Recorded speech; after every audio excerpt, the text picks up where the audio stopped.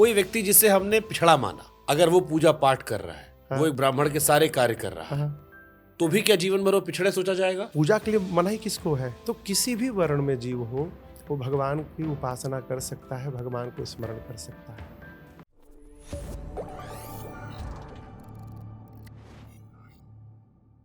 हम आप कह रहे हो कर्म कुछ और करते भी ब्राह्मण तो जाएगा। हाँ। कोई व्यक्ति जिसे हमने पिछड़ा माना, हाँ।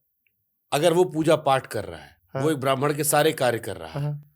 तो भी क्या जीवन भर वो पिछड़े सोचा जाएगा? तो पूजा के लिए मनाही किसको है? पूजा के लिए तो किसी को मनाही नहीं। देखिए वस्तुतः देखिए क्या है, शबरी मैया भीलनी थी, मतंग ऋषि के आश्रम में गई, उनकी सेवा करती थी। मतंग जी ने कहा भगवान का स्मरण करो, भगवान तुमसे मिलने आएंगे। सब भगवान के पास जाते हैं, भगवान तुम्हारे पास आएंगे। पूजा एक कर्मकांड, अलग व्यवहार है, अगरबत्ती दिखाना, धूप बत्ती दिखाना। भक्ति का इससे कोई लेना देना नहीं। भगवान का स्मरण हो, हम अपना काम करते।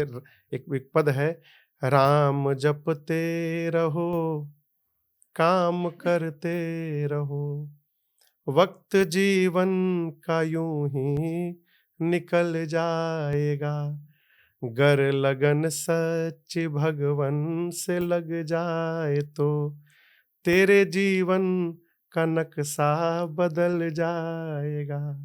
तो किसी भी वर्ण में जीव हो वो भगवान की उपासना कर सकता है, भगवान को स्मरण कर सकता है। ठीक बात, अच्छी बात है। एक आखिरी सवाल मानस जी में, फिर मैं अगले विषय पे जाऊंगा। मानस जी का पाठ करने का ज्यादा फायदा है या उसको सुने भी? जैसे आपने उदाहरण दिया था कि वो अपने शिष्यों सुनते थे, सुनने से ज्यादा फायदा है या पाठ करने से ज्यादा फायदा है, या दोनों बराबर है? पाठ करने का स्वभाव बन जाएगा तब सुनने की लत पड़ेगी। जब पाठ करने का स्वभाव बनेगा तब आपकी रुचि बढ़ेगी। रुचि बढ़ेगी तो नहीं पढ़ पा रहे तो सुनने का स्वभाव बनेगा। अब जैसे हम पाठ नहीं करते लेकिन हम आपको सुन लेते हैं, तो कथा सुनते हैं। मानस जी के चौपाइयों को नहीं सुनते आप? लगातार सुनते हैं मानस जी के दादी पढ़ती थी तो हम सुनते थे। सुनते थे, तो बचपन से वो स्वभाव बना हुआ इसलिए सुनते हैं। पढ़ना जरूरी है, पढ़ने से सुनने में रुचिता आती है। अब जैसे आप किसी के बारे में नहीं जानते हैं तो आप उसके बारे में नहीं सुनना चाहेंगे।